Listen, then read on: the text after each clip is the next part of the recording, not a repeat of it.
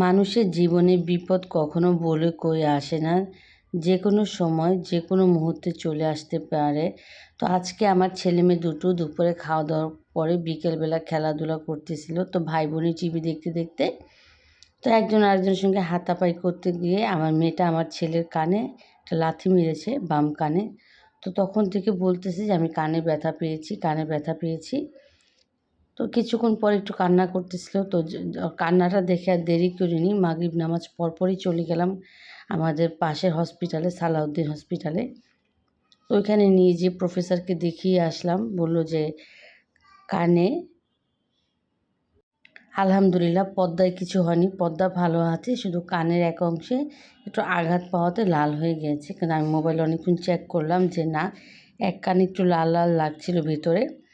তো যাই হোক, এর জন্যই বলি আল্লাহ পাক সবাইকে এ ধরনের বিপদ থেকে বাঁচিয়ে রাখুক। আর তাড়াতাড়ি করে হসপিটাল নিয়ে যেয়ে ওষুধ নিয়ে আসলাম। বাচ্চা মানুষ দুষ্টামি তো করবে, তবুও আমাদের সবারই উচিত দেখে রাখা। চোখের পলকে দেখা, চোখের পলকে কখন কোন অঘটন ঘটিয়ে ফেলে ছোট ভাই বোন একসঙ্গে খেলতে গেলে।